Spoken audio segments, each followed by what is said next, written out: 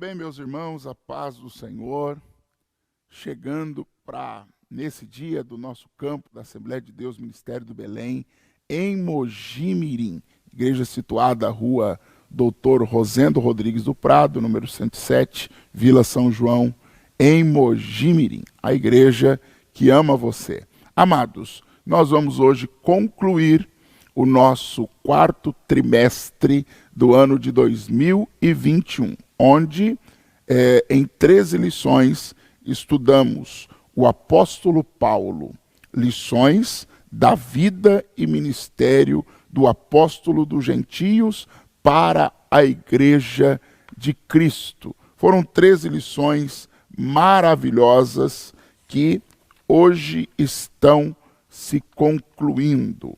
Nós estudamos o mundo do apóstolo Paulo na lição 1, Saulo de Tarso, o perseguidor, na lição 2, a conversão de Saulo de Tarso, na lição 3, Paulo, a vocação para ser apóstolo, na lição 4, também Jesus Cristo, este crucificado, a mensagem do apóstolo, na lição de número 5, também Paulo, no poder do Espírito, na lição 6, Paulo, o plantador de igrejas, na lição de número 7, Paulo, o discipulador de vidas, na lição de número 8, Paulo e sua dedicação aos vocacionados, na lição de número 9, Paulo e seu amor pela igreja, na lição de número 10, o zelo do apóstolo Paulo pela sã doutrina, lição muito importante, na lição de número 11, a coragem do apóstolo Paulo diante da morte, lição comovente, lição de número 12, e hoje, na lição de número 13, que encerra esse trimestre e também o ano, nós vamos estudar a gloriosa esperança do apóstolo. Quero aqui registrar a gratidão a Deus, a gratidão pela vida do pastor Elienay Cabral. Pastor Elienay Cabral, que eu tenho a honra de conhecer pessoalmente, um homem de Deus, hoje é o consultor doutrinário da nossa CPAD, um homem ilibado, um homem de renomada capacidade para o ensino da nossa teologia pentecostal. E com muita sabedoria versou nestas 13 lições sobre a vida deste ícone do Evangelho que é o apóstolo Paulo. Deus abençoe, pastor Elienay, muito obrigado por nos brindar com esta linda lição em 13 lições, que foi o quarto trimestre. Deus lhe abençoe com sua família. Pois bem, também minha gratidão à amada igreja. Hoje, dia 26 de dezembro de 2021, é a nossa última escola bíblica dominical e, por organização, ela está sendo online. Então você está online, recebendo essa lição maravilhosa e sendo abençoado. Muito bom. Nós vamos louvar a Deus e crer que Ele é fiel para cumprir a promessa que nos fez da sua volta. E hoje nós vamos estudar sobre esta gloriosa esperança que Paulo tinha. O texto áureo está na primeira carta escrita pelo apóstolo Paulo aos Tessalonicenses, no capítulo 5, versículo 8, que diz: Mas nós, que somos do dia, sejamos sóbrios, vestindo-nos da couraça da fé e do amor, e tendo por capacete a esperança da salvação. Esse textuário é interessante porque a conclusão da nossa salvação é a volta de Cristo e a entrada na vida eterna. Então, nós fomos salvos pelo sacrifício de Cristo no Calvário, estamos sendo salvos pela consagração e santificação diária ao Senhor e seremos salvos no arrebatamento da igreja para sempre. Que coisa boa! Vamos à verdade prática. A esperança gloriosa da volta de Jesus traz sobriedade para as nossas vidas e disposição para exercer a fé e o amor em esperança. Meus amados, diante da iminente volta de Cristo, cada crente deve agir com sobriedade. Muitas vezes na palavra de Deus se usa essa expressão, sede sóbrios, não se embriague, não permita que nada tire de você o senso dessa realidade espiritual. Não permita que nada enebrie a sua visão. Não permita que nada tire você do foco, da meta, do alvo.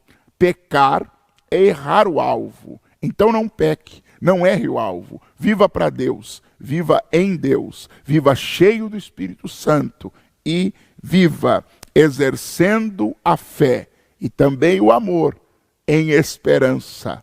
Glória a Deus. Muito bem, nós vamos à leitura bíblica em classe desta lição tão especial.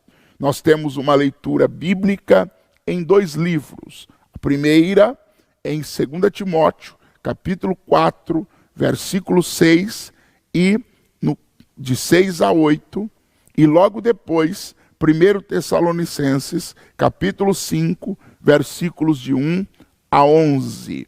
Eu leio com vocês. 2 Timóteo 4, de 6 a 8.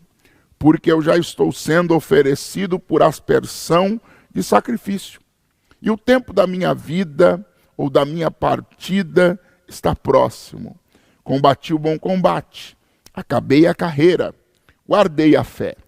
Desde agora, a coroa da justiça me está guardada, a qual o Senhor, justo juiz, me dará naquele dia, e não somente a mim, mas também a todos os que amarem a sua vinda. Agora, leiamos 1 Tessalonicenses, capítulo 5, versículos de 1 a 11. Mas, irmãos, acerca dos tempos e das estações, não necessitais de que se vos escreva, porque vós mesmos sabeis muito bem que o dia do Senhor virá como ladrão de noite. Pois que, quando disserem a paz e segurança, então lhe sobrevirá repentina destruição, como as dores de parto, aquela que está grávida, e de modo nenhum escaparão. Mas vós, irmãos, já não estáis em trevas, para que aquele dia vos surpreenda como um ladrão. Porque todos vós sois filhos da luz e filhos do dia. Nós não somos da noite, nem das trevas. Não durmamos, pois, como os demais, mas vigiemos e sejamos sóbrios, porque os que dormem, dormem de noite, e os que se embebedam, embebedam-se de noite. Mas nós, que somos do dia, sejamos sóbrios, vestindo-nos da couraça da fé e do amor, e tendo por capacete a esperança da salvação. Porque Deus não nos destinou para a ira, mas para a aquisição da salvação por nosso Senhor Jesus Cristo, que morreu por nós, para que, quer vigiemos, quer durmamos, vivamos juntamente com Ele. Pelo que exortai-vos uns aos outros e edificai-vos uns aos outros, como também o fazeis.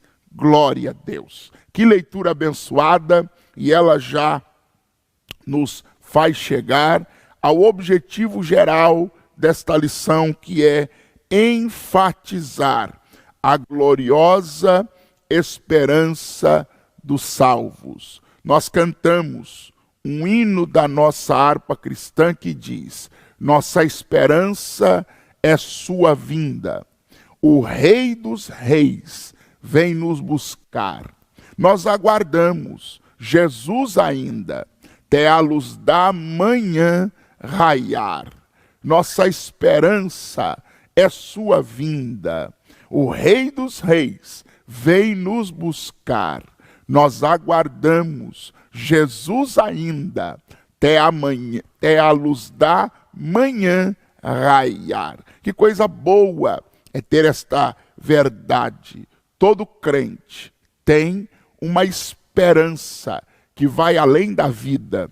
Todo crente não está preso a esta vida. Para nós cristãos, a morte é o trampolim para a vida eterna. O crente pode sair deste mundo de duas formas: através da morte, quando ele deixa o corpo físico e passa a estar sempre com o Senhor, ou no arrebatamento da igreja, o rapto, quando Jesus voltar. Mas quando Jesus voltar, os que morreram em Cristo ressuscitarão primeiro, e depois nós, os que estivermos vivos, seremos arrebatados junto com o Senhor nos ares, e estaremos sempre com o Senhor. Igreja amada, esta é a bendita esperança que nós temos. Vamos lá então, nós vamos colocar aqui os objetivos específicos desta lição.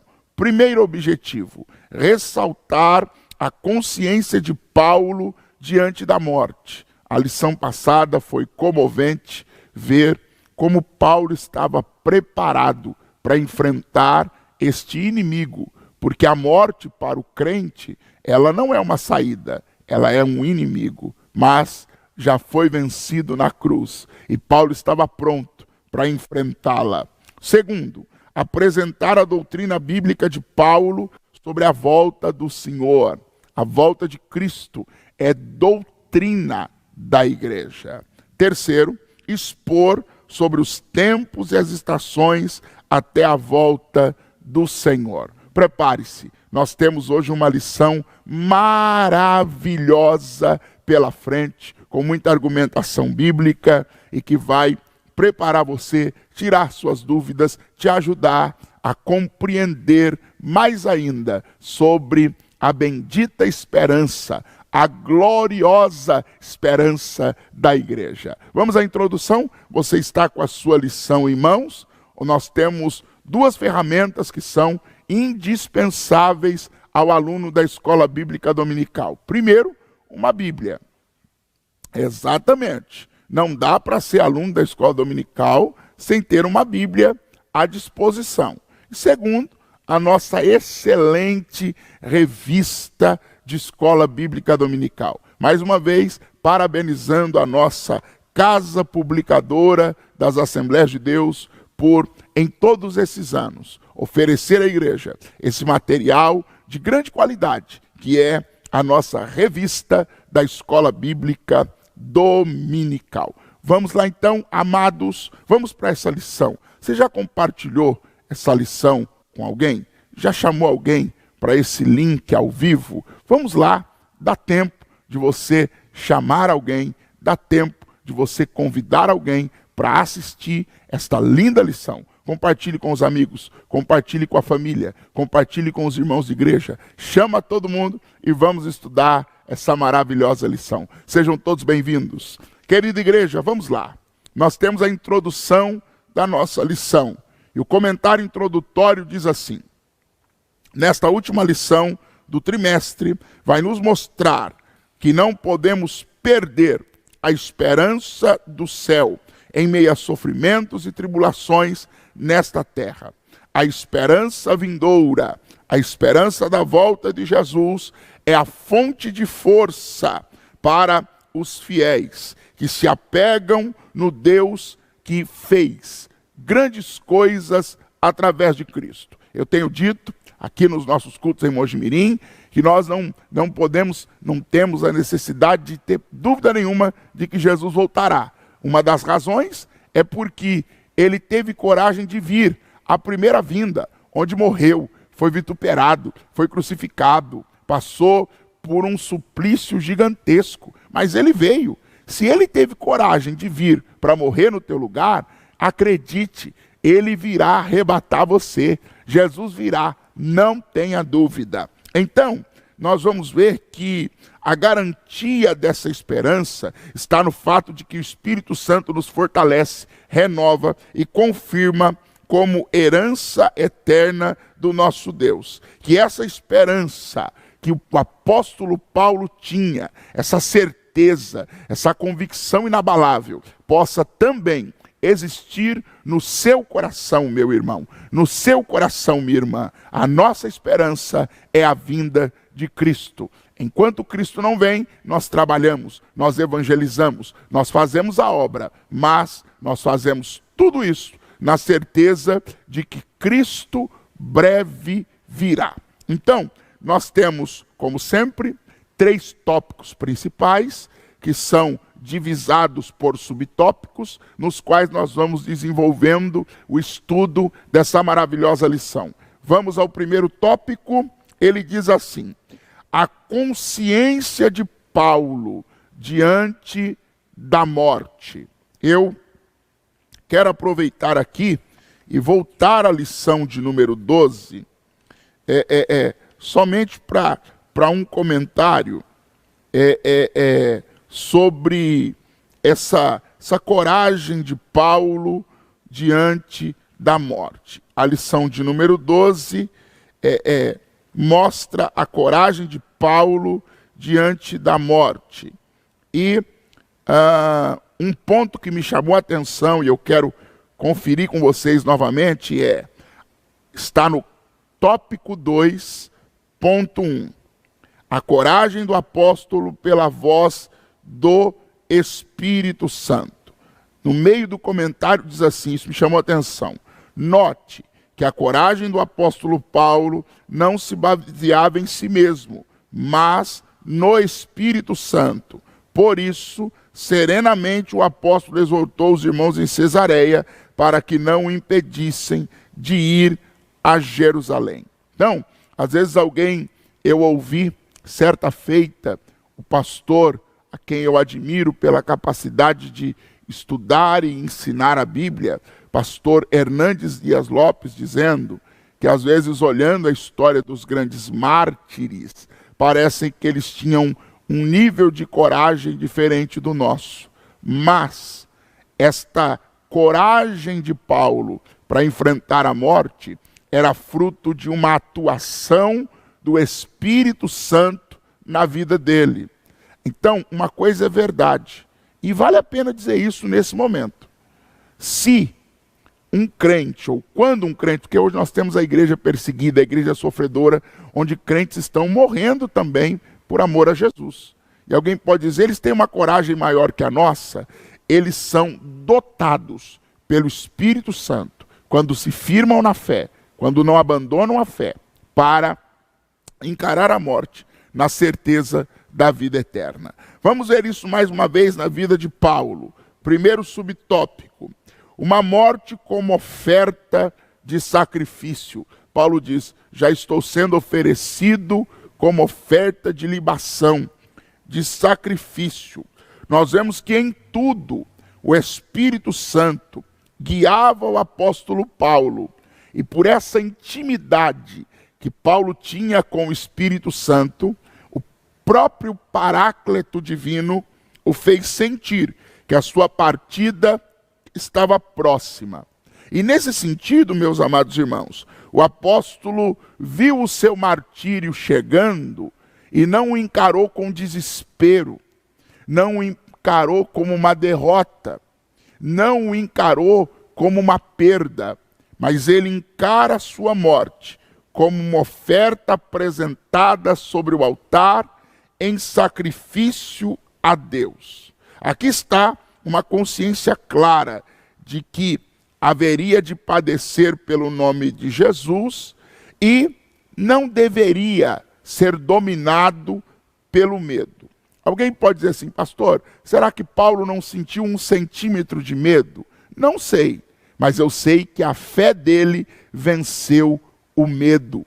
A fé dele o encorajou. a presença do Espírito Santo na vida dele o fortaleceu a enfrentar aquele momento, encarando-o como uma oferta a Deus. Vale lembrar de um tipo do Antigo Testamento que é Isaque, sobre o altar, quando Abraão o prende, porque Isaque foi preso, e colocado sobre as lenhas do altar. Você não vê Isaque desesperado, você não vê Isaque brigando, você não vê Isaque tentando fugir. Deus deu graça e fé para ele encarar aquele momento. O Espírito Santo faz isso. Agora, é preciso ter a consciência de que, se não encontrarmos o Senhor por meio do arrebatamento da igreja, o encontraremos por meio da morte. É o que eu já disse. O crente pode ter duas vias para encontrar-se com Jesus, ou através da morte, ou no arrebatamento da igreja. Agora, o que nós precisamos é, através do Espírito Santo, nos prepararmos para esse encontro. Arrebatamento da igreja ou a partida do crente para a eternidade, o ponto principal é estar preparado, é estar pronto. Quer Jesus volte, quer a morte nos conduza à eternidade, precisa estar pronto, meu irmão. Tem que estar preparado. 1 Tessalonicenses registra um texto no capítulo de número 5, que vale a pena ser lido e ressaltado nesta parte da nossa lição. Olhando para a Bíblia, na primeira carta do apóstolo Paulo à igreja de Tessalônica, Paulo diz assim, olha que coisa tremenda. Paulo vai dizer, versículo de número 13, ele diz, e que tenhais em grande estima por causa da sua obra, tende paz entre todos vós. E aí a Bíblia diz assim, rogamo-vos também, irmãos, que admoesteis os desordeiros, consoleis os de pouco ânimo, sustenteis os fracos, e sejais paciente para com todos. Veja que ninguém dê a outro mal por mal, mas segui sempre o bem, e tanto quanto vede fazer isso para com os outros. Veja, a nossa luta agora é nos preparar. É combater contra a carne, é combater contra o mal, é viver longe do pecado, é se santificar. Por quê? Nós estamos esperando Jesus. Nós estamos aguardando o Senhor. Quer pelo arrebatamento, quer pela chegada da morte. Nós estaremos indo, ou estamos indo, ao encontro do Senhor. Vamos ao segundo subtópico. Paulo diz, combati o bom combate.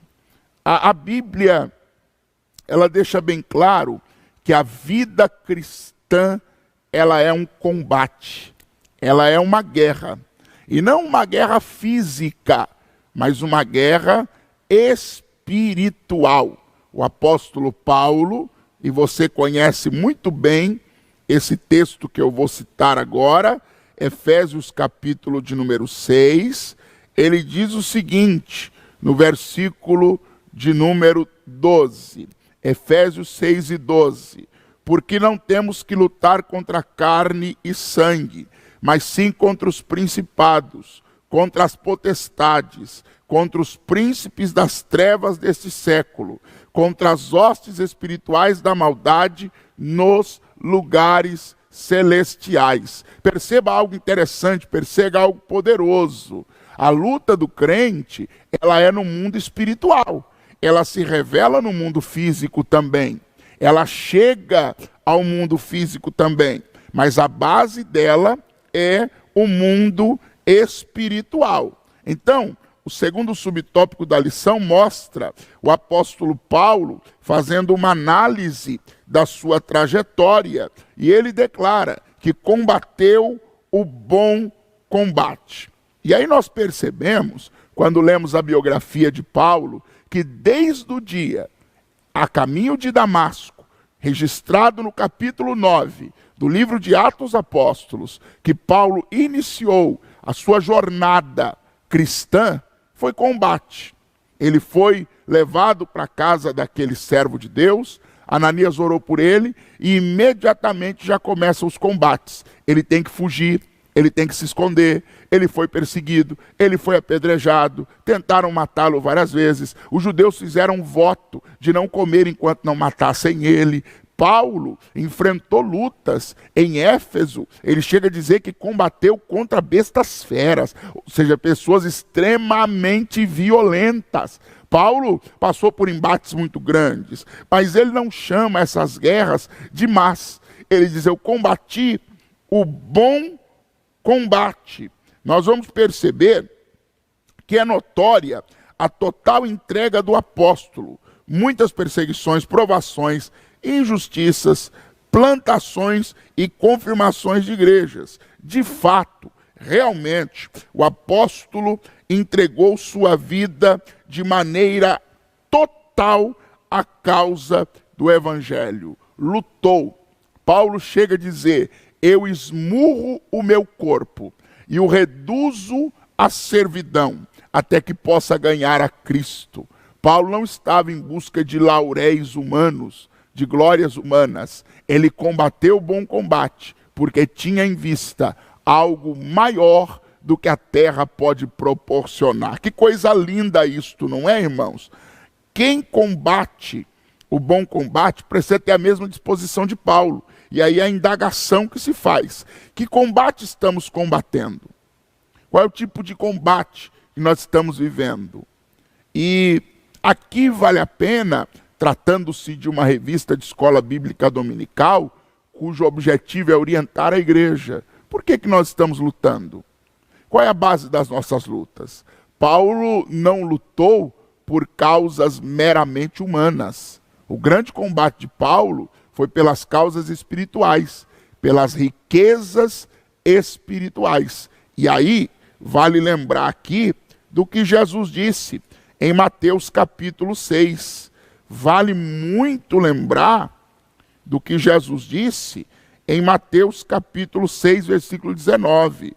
Não ajunteis tesouro na terra, onde a traça e a ferrugem tudo consomem, e onde os ladrões minam e roubam, mas ajuntais tesouros no céu, onde nem a traça, nem a ferrugem consomem, e onde os ladrões não minam nem roubam.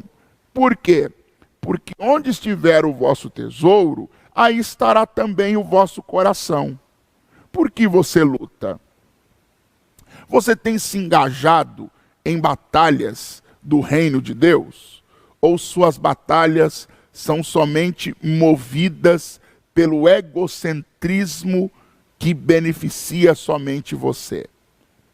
Paulo lutou pela causa do evangelho. E nós, quando fazemos um autoexame e vemos Paulo, que ele seja o exemplo para nós em todo o tempo. A exortação que eu te faço esta manhã é: combata também o bom combate da fé, a boa milícia da fé. Lute pelos valores espirituais, lute pelos valores divinos, lute pela causa de Cristo, porque para isto há recompensa. Vamos ao terceiro subtópico desta manhã. Ele está intitulado assim: gratidão e esperança.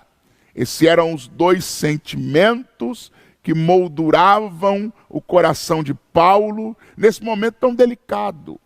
Ele está sendo levado para uma decapitação. Sua cabeça foi decepada do tronco. Como é que alguém estaria diante de mórbida situação? Desesperado? Pensando que Deus não o ama por deixá-lo passar por tal situação? Qual seria o pensamento de alguém? Já que Paulo é o nosso exemplo, nós podemos nos mirar no que ele diz: combati o bom combate, acabei a carreira, guardei a fé. E aqui tem algo que eu sempre digo e gosto de dizer. Paulo lutou, Paulo seguiu firme até o final da carreira, não parou, não desistiu, e ele chega lá com fé. Ele guardou a fé, ele não perdeu a fé. As lutas pelas quais ele passou não fizeram perder a fé. os embates dos quais ele enfrentou não o fizeram perder a fé. E aí ele diz no verso 8, desde agora, a coroa da justiça me está guardada, a qual o Senhor, justo juiz, me dará naquele dia. E não somente a mim, aleluia, mas a todos os que amarem a sua vinda. Além de combater o bom combate, o apóstolo Paulo acabou a carreira e guardou a fé. É preciso ir até o fim. Veja a exortação que o próprio Deus faz ao seu profeta chamado Daniel, em Daniel capítulo de número 12, versículo de número 13, que nos diz da seguinte maneira, se você possui a Bíblia, Daniel 12, 13 está escrito, tu, porém, vai até ao fim, porque repousarás e estarás na tua sorte, no fim dos dias. Perceba a exortação de um homem que viveu em Babilônia, passou por reinos, manteve-se fiel, a ponto de Belsazar perguntar, és tu o mesmo Daniel? E ele com muita segurança mostrar com atitudes que permanecia o mesmo. E no final da jornada dele, Deus diz ainda, tu porém, vai até ao fim. Não desista da carreira. Não pare. Não retroceda. Não se desvie. O que Paulo fez é acabar a carreira. E aí o comentário cita algo interessante. Mais importante do que começar é a forma como terminamos a carreira. Isto tem conexão com o que Salomão escreveu. Melhor é o fim do que o início de todas as coisas. Pastor, então eu posso começar de qualquer jeito e terminar bem? Não. O ideal é começar bem, prosseguir bem e terminar bem. O ideal é fazer uma carreira abençoada na presença de Jesus.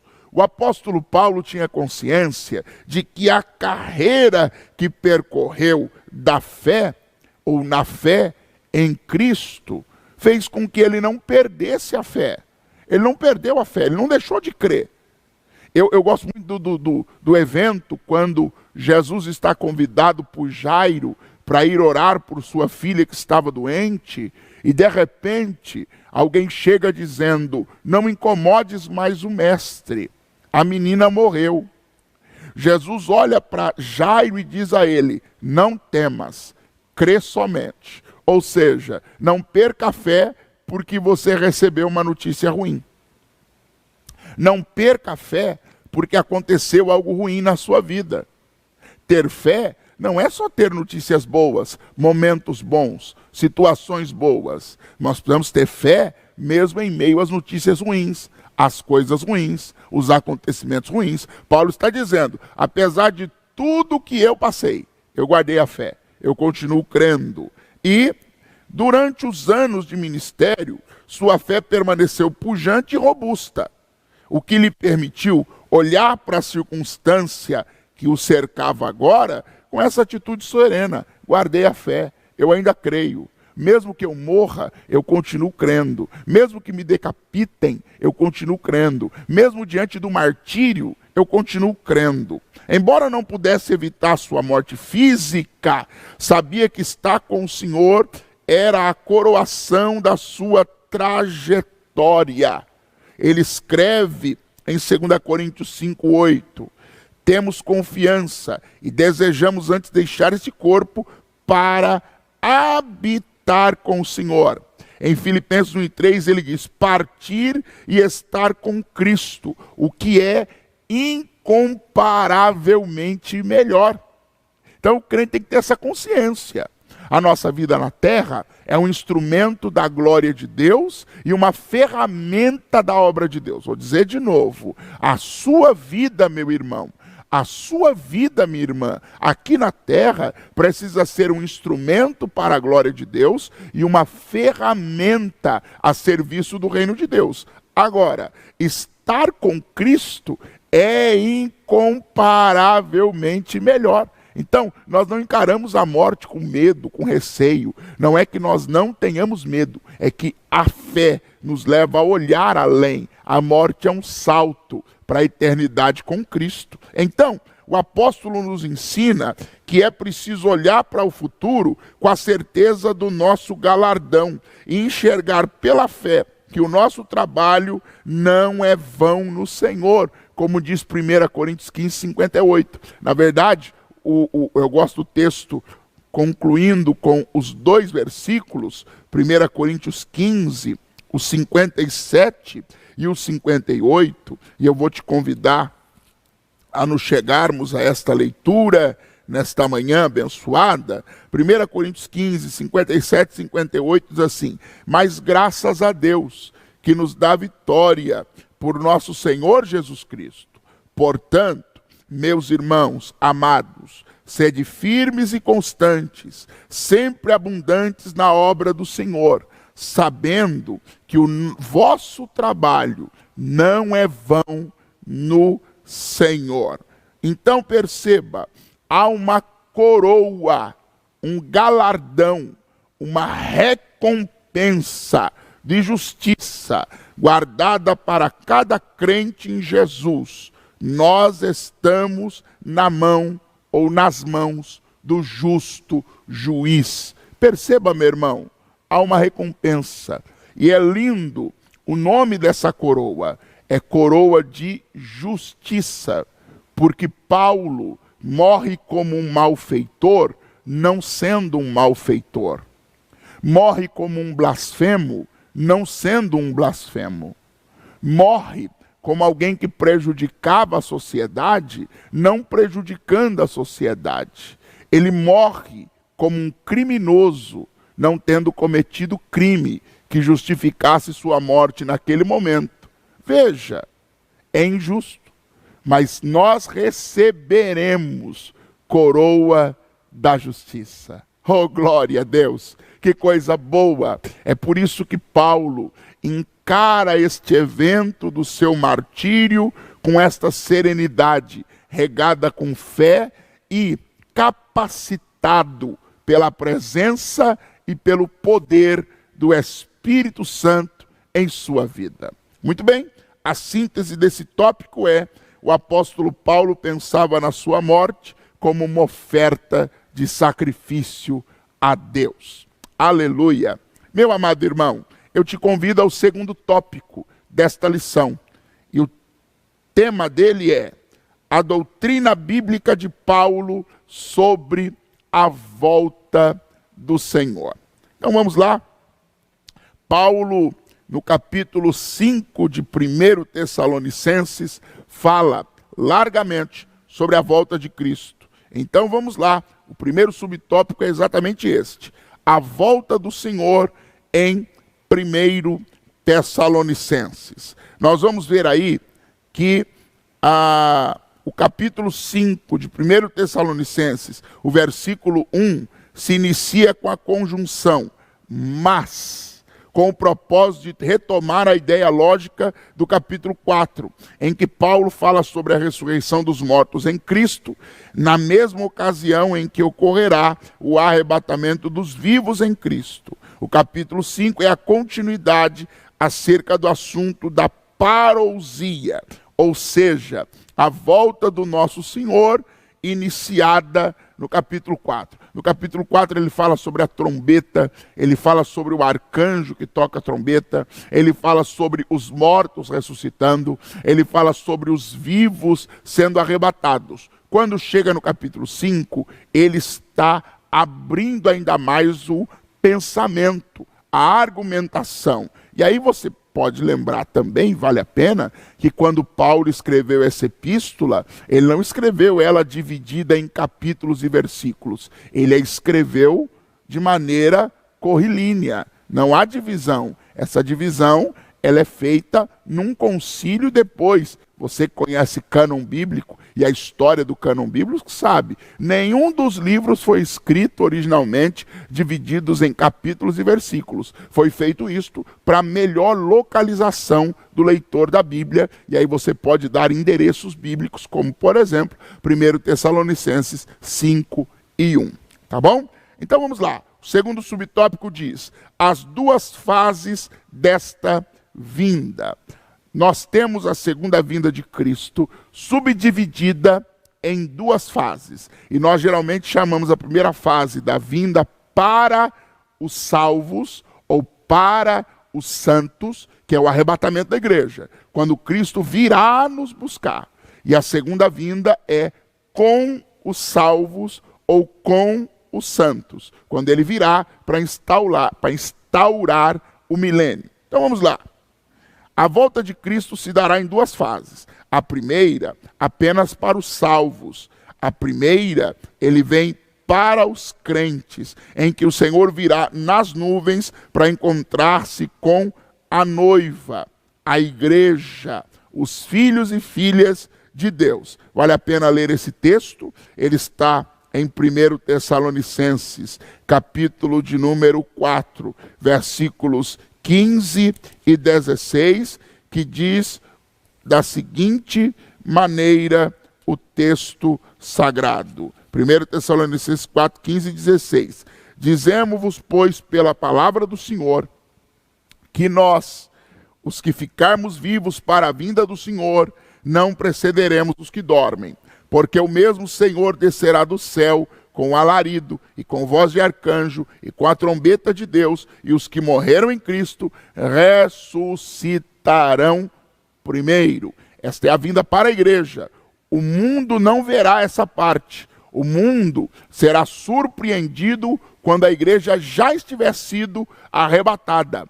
A primeira parte, o rapto, a parousia, que na linguagem grega você tem dois eventos. A parousia, que é o rapto da igreja, e a epifaneia, que é a volta em glória sobre todas as nações. Então, você vai ver aí que o apóstolo nos mostra que nessa ocasião, os mortos em Cristo ressuscitarão.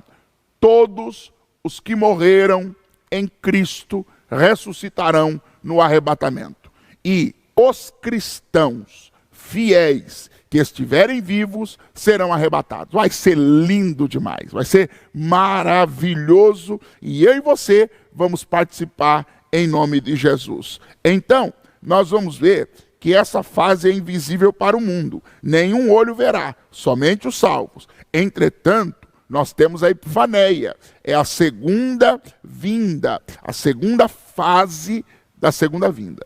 A segunda vinda é dividida em duas fases, e ela marca a chegada de nosso Senhor Jesus, que descerá em glória, e literalmente será visto pelo mundo todo, e especialmente pelos judeus. Ele vem para destruir o império do anticristo, ele pisará o Monte das Oliveiras, o monte se fenderá em dois, ele instaurará o reino milenial, e vai ser algo extraordinário. Então, nessa ocasião, Jesus Cristo livrará pessoalmente a nação de Israel dos exércitos confederados pelo anticristo, desfazendo-os com o seu poder e vencendo o anticristo, o falso profeta e o diabo para implantar o reino milenial. Aí eu te convido, querido, à leitura de um texto importante, pertinente, necessário. Apocalipse, capítulo de número 19, versículos de 11 a 16. Apocalipse 19, versículos de 11 a 16. Diz-nos assim: e vi o céu aberto, e eis um cavalo branco. O que estava sentado sobre ele chamava-se, ou chama-se, Fiel e Verdadeiro, e julga e peleja com justiça. E os seus olhos eram como chama de fogo, e sobre a sua cabeça havia muitos diademas, e tinha um nome escrito que ninguém sabia, senão ele mesmo. E estava vestido de uma veste salpicada de sangue, e o nome pelo qual se chama é a Palavra de Deus. E seguiam-no os exércitos que há no céu, em cavalos brancos e vestidos de linho fino, branco e puro. E da sua boca saiu uma aguda espada, para ferir com ela as nações, e ele as regerá com vara de ferro. E ele mesmo é o que pisa o lagar do vinho, do furor da ira do Deus Todo-Poderoso. E na sua veste e na sua coxa tem escrito este nome: Rei dos Reis, Senhor dos Senhores. É o Cristo que vem com os santos, com a igreja, após o arrebatamento, para reinar nesta terra por 1000 anos. Veja, e ele vem com uma inscrição insígnia dizendo: Rei dos Reis e Senhor dos Senhores. Ele vem para dominar, ele vem para reinar, ele vem para ser o comandante supremo de toda a terra. Mas a igreja já virá com ele. É o mundo que vai experimentar o que nós já experimentamos hoje. Porque para nós, ele já é o comandante supremo. Para nós, ele já é o grande general. Para nós, ele já é Senhor. Ele já é Rei. Ele já é tudo para nós e tudo em nós. Que coisa linda isso. Então, nós prosseguimos a nossa argumentação teológica no tópico de número 3, que fala sobre a grande tribulação. Nós, das Assembleias de Deus, não acreditamos que passaremos pela grande tribulação, pelo período do juízo divino, que é denominado com grande tribulação. E nós vemos que a igreja de nosso Senhor Jesus será retirada de antemão pelo arrebatamento. Ela será livre desse juízo. Quando o anticristo instaurar o seu governo mundial, não estaremos mais aqui. Afinal, se a igreja estiver aqui, ela estará sob a atuação poderosa do Espírito Santo. E não é possível o anticristo exercer o seu pleno poder enquanto a igreja está aqui. Porque enquanto o Espírito estiver aqui, o espírito do anticristo não reina com plenitude. Meu Deus, isso é muito forte. Quando o anticristo instalar o seu governo mundial, não estaremos mais aqui. Ao final desse período, junto com Cristo, contemplaremos a destruição do anticristo e do falso profeta no lago de fogo. Apocalipse 19:20 diz: E a besta foi presa, e com ela o falso profeta, que ia diante dela, fazendo sinais com que enganou os que receberam o sinal da besta e adoraram sua imagem. Estes dois foram lançados vivos no lago ardente de fogo e de enxofre. Perceba, o reino do anticristo durará somente 7 anos. 3 anos e meio de paz. Mas depois de 3 anos e meio, haverá uma tribulação que a terra nunca viu. E nós não veremos. A igreja não estará aqui. A igreja será privada desse juízo. A igreja que é tão perseguida, vilipendiada, ela não estará no juízo. As nações que não temem a Deus, os homens que não se entregam a Jesus, verão um juízo inimaginável. E o pior, ainda não é o fim. Porque depois desses 7 anos, depois do milênio, haverá um juízo final, onde ainda serão lançados na eternidade de perdição. Não troque a vida cristã pelo mundo. Não vale a pena. Não troque a glória da esperança da eternidade pelo efêmero, passageiro deste mundo. Não faça isso. Não vale a pena. As riquezas do porvir são incomparáveis quando se colocadas em contraposição às coisas dessa terra. Fique firme com Jesus. Deus já deu a nós o mapa. Nós já sabemos como a história termina. Só ficará de fora do arrebatamento quem não vigiar, quem não perseverar. Tenha fé. Muito bem. O resumo desse tópico de número 2 é: a volta de Cristo se dará em duas fases. A primeira, somente para os santos. E a segunda, para todos os homens. E aí ele virá com a igreja. Na primeira, ele vem para a igreja. Na segunda, ele vem com a igreja. Muito bem. Vamos ao terceiro subtópico, já partindo para a conclusão desta lição. Tem sido uma bênção. Eu espero que esteja uma bênção aí na sua casa. Você que está vendo pelo celular. Que bom estar com você essa manhã de domingo, 26 de janeiro. Estamos findando mais um trimestre. Então, terceiro tópico da nossa lição: dos tempos e das estações até a volta do Senhor.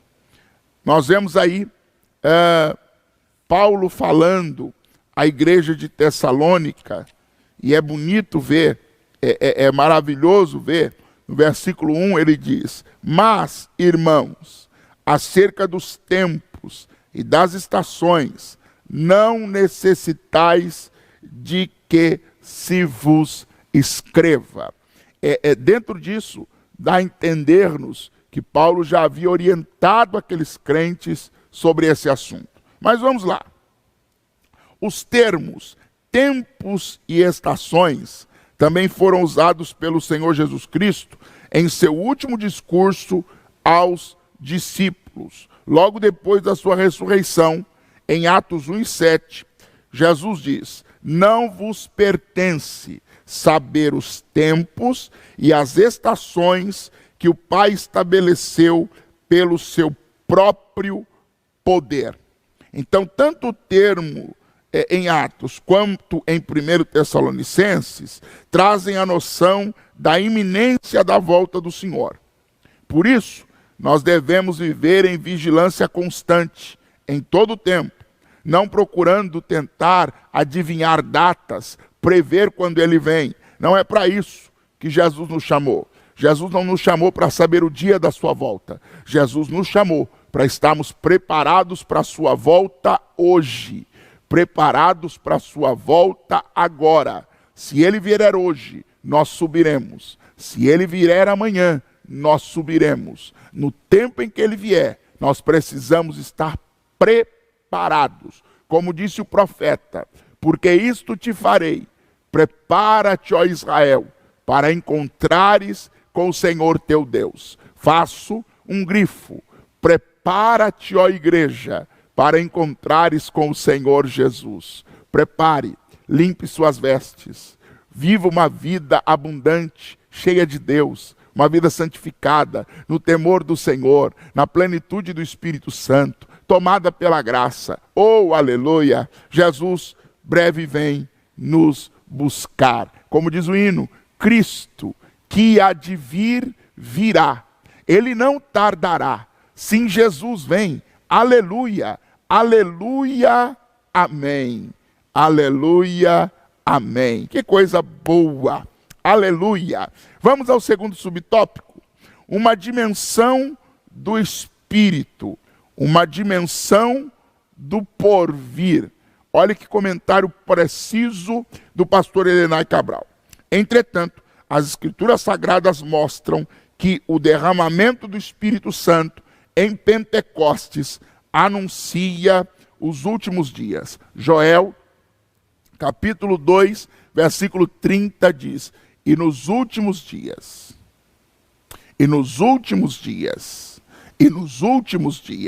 então, a descida do dia de Pentecostes do Espírito Santo já anuncia que nós estamos nos últimos dias. O apóstolo João exortou a igreja dizendo: filhinhos, é já a última hora.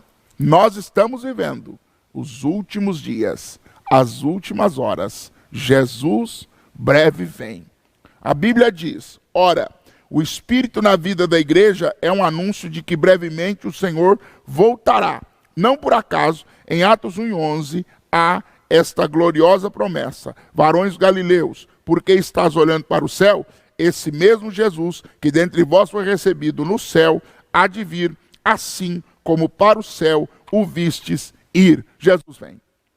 Pastor, me dê mais um subsídio de que Jesus vem. Ele prometeu. Lembra de João 14? João capítulo 14, a partir do versículo 1, palavras de Jesus. Não se turbe o vosso coração. Credes em Deus, crede também em mim.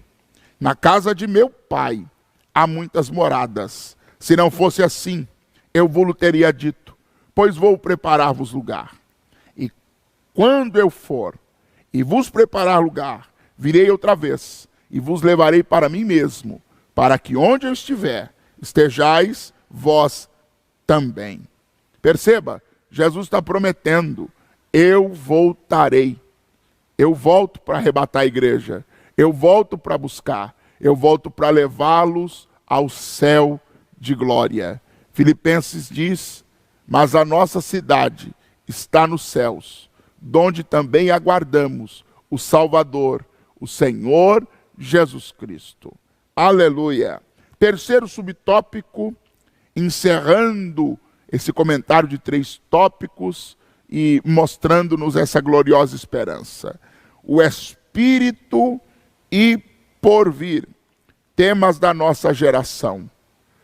Pastor Elenay Cabral, com maestria, conduzindo esta lição, ele nos aponta que nós precisamos falar do Espírito Santo e também precisamos falar do porvir, do céu, do arrebatamento, da eternidade. E, como pentecostais clássicos, a promessa do batismo no Espírito Santo, com evidência do falar em línguas estranhas, deve estar em nossos lábios. Preguemos sobre isso. Estimulemos a igreja a buscar esta promessa. Todavia, a promessa da bendita esperança deve estar em nossa proclamação. Não podemos deixar de dizer, Jesus em breve voltará. A igreja de Cristo nasceu no fogo e debaixo da promessa da sua vinda. Sejamos revestidos do poder do Espírito, mas nunca nos esqueçamos, Jesus breve vem nos buscar. Como é maravilhoso ter esta esperança.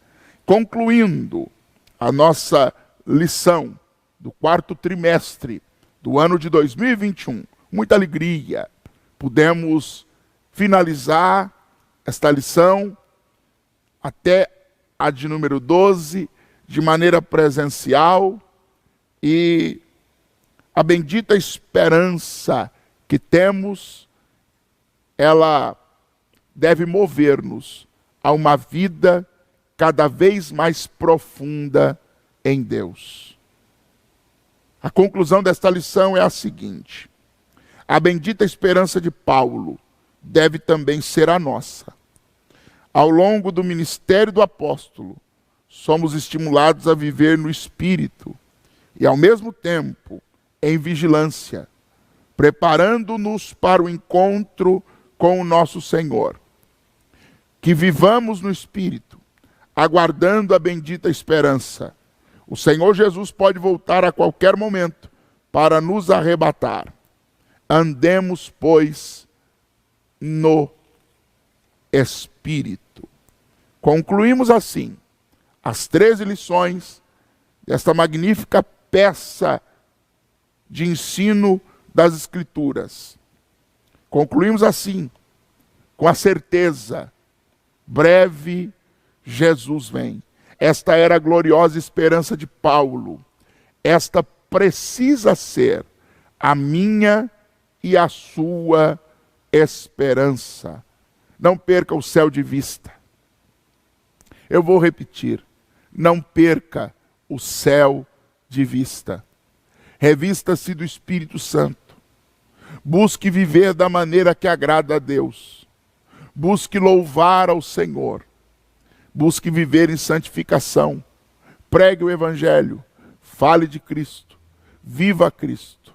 ame a Cristo, se entregue a Cristo, pois Ele virá.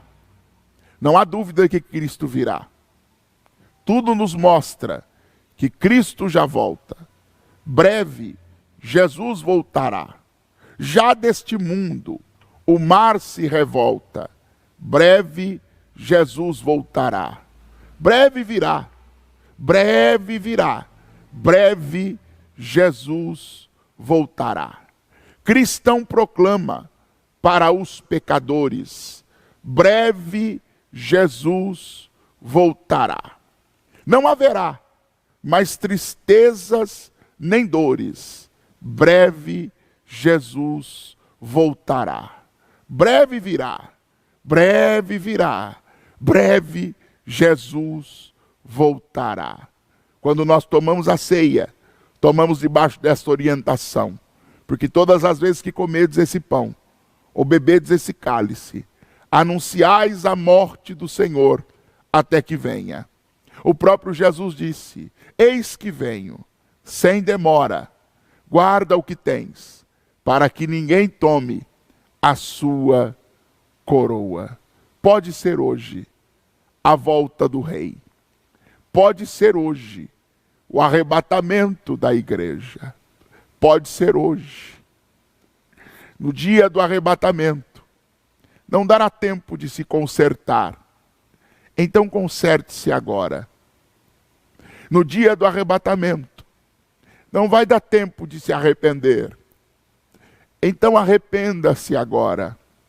No dia do arrebatamento, não vai dar tempo de voltar para a igreja. Então volte para a igreja agora. Volte-se para Jesus. No dia do arrebatamento, você que está firme, num momento, num abrir e fechar de olhos, você mudará de dimensão. Sairá da dimensão dessa terra. E quando seus olhos se abrirem, você vai ver o Rei Jesus. Vai ouvi-lo dizendo: vinde benditos de meu Pai. Oh, glória a Deus. E possuí por herança o reino que vos está preparado desde a fundação do mundo. Oh, igreja, prepare-se. Oh, amada igreja, que não seja só uma lição dominical. No nosso calendário, no dia de ontem, do 24 para o 25, nós nos lembramos que ele nasceu. Nós nos lembramos que ele cresceu. Nós nos lembramos que ele viveu, morreu e ressuscitou. Mas hoje é o dia de mais uma vez trazermos à memória esta verdade. Jesus voltará. Aleluia! Jesus voltará. Não fique de fora do arrebatamento. Ora managashurianda labacantarai. Ora mandagassurianda ramanai. Decanto e denamassu decantarai.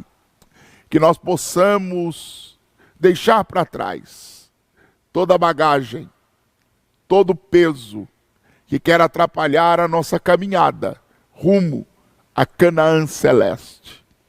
Naramai decanta, labagachandarás. E nós possamos deixar para trás todo o peso que quer nos impedir de ir ao encontro do Salvador, do Senhor, do amado, do Cristo. Deixa tudo então. Uma música antiga do meu tempo de jovem, ela dizia: eu quero lhe falar de alguém. Eu quero te anunciar um Cristo. E no refrão dessa linda letra, dizia o seguinte: deixa tudo então, vem. Vem seguir a Cristo. Vem andar com Cristo. Venha ser feliz com Jesus. Deixa eu orar por você. Deixa eu ministrar sobre a sua vida. Querido e amado Deus, encerramos esse trimestre da escola bíblica dominical, na esperança, na expectativa de que o Senhor nos fará assimilar tais lições e vivê-las de maneira que nossos olhos estejam fixos na cruz, mas também fixos na iminente vinda do Senhor. Tira de nós tudo que nos atrapalha da convivência real contigo, com a tua glória, com a tua presença. Sê conosco como teu povo. Livra-nos de todo mal. Dá-nos a tua bênção. É a minha oração no precioso e santo nome de Jesus, que vive e reina para todo sempre. Amém e amém e amém. Que Deus te abençoe. Que Deus te guarde. Partimos para 2022. E o primeiro trimestre nós vamos estudar sobre as Sagradas Escrituras. Prepare-se, venha ser um aluno da escola dominical. Se Jesus voltar, nos vemos lá na glória, nos vemos lá na eternidade. Eu vou visitar você na sua mansão celestial. Mas, se esse tempo e essa estação ainda não for a da vinda de Cristo, te vejo na escola dominical, no próximo domingo, às 9 horas da manhã. Deus te abençoe, em nome de Jesus.